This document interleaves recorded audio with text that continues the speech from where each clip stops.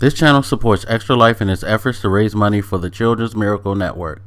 For more information about how to donate and join in their efforts, go to the link displayed here. Extra Life. Play games, heal kids. What up, everybody? This is your boy Black Magus, and looking back at Spider-Man DLC, last DLC, at least for this part. I don't know if they're going to put out any more. I hope they do, because a silver lining definitely, like, while it satisfied the ending to the storyline that they had in A City Never Sleeps, from starting from the heist to Turf Wars to now Silver Lining, I definitely am going to want some more.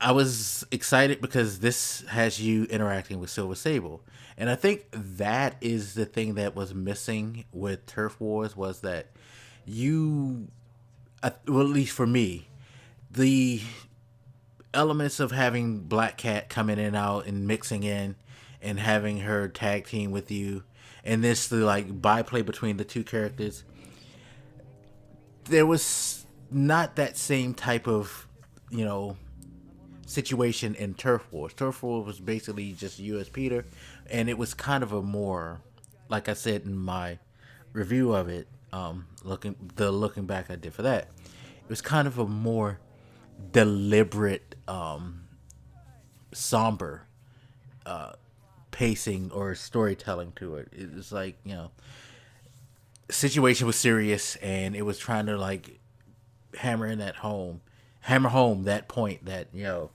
something's like big's gonna happen. And you get to A Silver Lining, you realize that Hammerhead has like pretty much kind of achieved what he wants, and it's up to you to stop him. Silver Sable comes back because she needs her stuff, and she needs to get like Hammerhead away from it because he's abusing it. And there's conflict between you and her, because she was hoping that you would stop this and like not let something this monumental happen.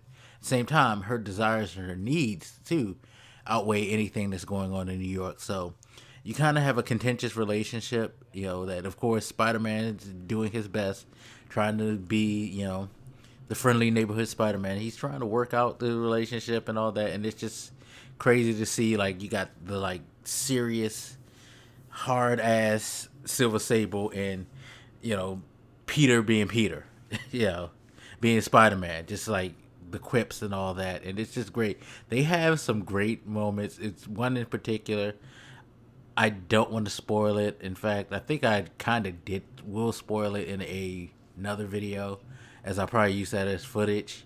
But for this one, like, put it this way, if you played the DLC, you know the moment that I'm talking about. And it was so cool to see like that happen, and his reaction and her reaction. It's like, they did a really, really good job of their dialogue. And in this one, I failed to mention that in Turf Wars, and I don't know if I mentioned this about the heist, you do get some like interactions with Miles. He does call, and of course the calls increased in Turf Wars, but in this one, the interactions with Miles were even better. Like, they're definitely pushing the envelope towards having him be Spider-Man, and the ending, they do these like Marvel movies, just to let you know, if you haven't played through Spider-Man or any other DLC, they do these exactly like Marvel movies. So the only good thing about the games is that you can actually skip the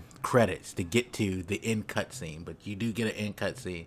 The end cutscene in this is awesome. It's like, I cannot fucking wait to see where they're gonna go next. Sony, Marvel, and Insomniac needs to keep this relationship going. I know it sucks that you can't get Spider-Man on other platforms, but you know what? If this is how it's going to work and it's only on PlayStation, I'm sorry, but it has to stay this way. As long as they keep unless Sony like be gracious enough to let it come on other platforms, which would be fine with me. Just keep the same team that you have working. I cannot think of the guy's name, the lead for this project, but keep him there, keep his crew together, keep Marvel involved the way that they are, and this will be probably this might end up being the best superhero video game series if they knock it out like they did the first one. Batman right now holds the title, in my opinion, with, I would say, Injustice being second, oddly enough. But this is definitely establishing itself in the lore of like best superhero games of all time. The way that their storytelling, the world building, that's the thing that's really been impressive, is this the world building throughout these, main game and the DLC, the world building. Because again, there's another moment that I won't spoil, but I encourage you to do a certain side mission. There's going to be one side mission that you're going to do that's going to intrigue the hell out of you, and you're going to be like, what's the hell's going on? Stick to it and finish it. It's well worth it. The payoff sets up even more stuff that could be potential to future iterations of Spider-Man video game series. So, yeah, no. Great job, Insomniac. I'm very, very pleased. Glad I played this. Cannot wait to see what else you do with this, if you do any more. But anyway, that is my review. So, as always, you guys, feel free to hit me up. Let me know what you think, and I'll holler at you later. This your boy Black Megas, and I'm out. Deuces.